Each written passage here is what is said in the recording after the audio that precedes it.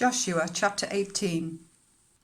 The whole assembly of the Israelites gathered at Shiloh and set up the tent of meeting there. The country was brought under their control, but there were still 7 Israelite tribes who had not yet received their inheritance.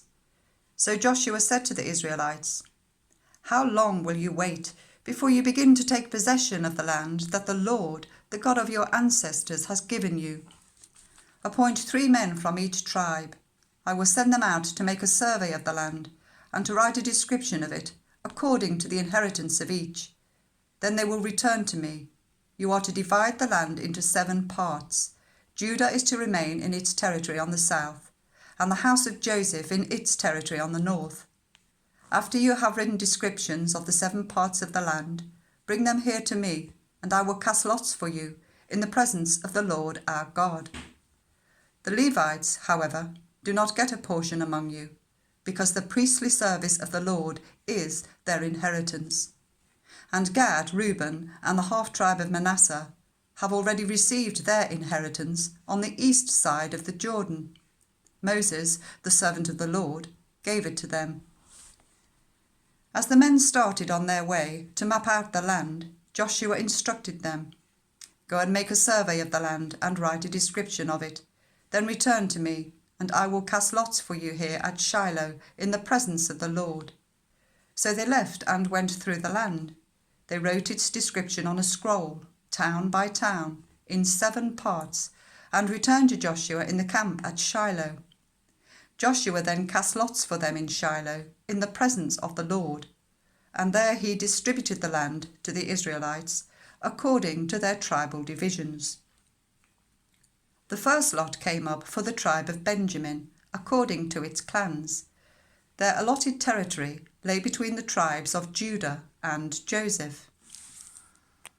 On the north side, their boundary began at the Jordan, past the northern slope of Jericho, and headed west into the hill country, coming out at the wilderness of Beth-aven. From there it crossed to the south slope of Luz, that is Bethel, and went down to Ataroth Adar, on the hill south of Lower Beth-horon.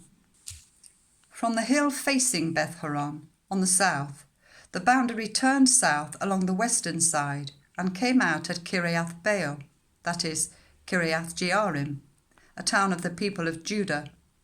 This was the western side. The southern side began at the outskirts of Kiriath Jearim on the west, and the boundary came out at the spring of waters of Nephtoah. The boundary went down to the foot of the hill facing the valley of Ben Hinnom, north of the valley of Rephaim. It continued down the Hinnom valley, along the southern slope of the Jebusite city, and so to En Rogel.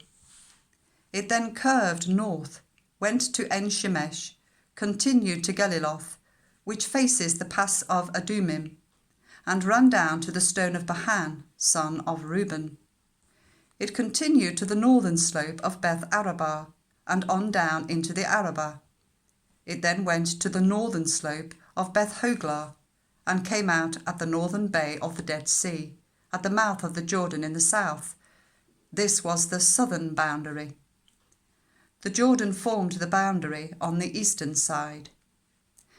These were the boundaries that marked out the inheritance of the clans of Benjamin on all sides.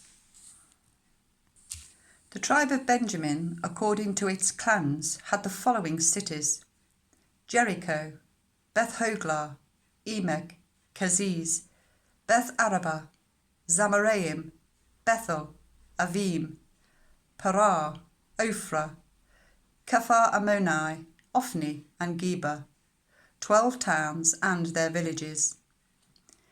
Gibeon, Ramah, Beeroth, Mizpah, Kephirah, Mozah, Rekem, Ipreel, Tarala, Zelah, Haeleph, and the Jebusite city, that is, Jerusalem, Gibeah and Kiriath, 14 towns and their villages.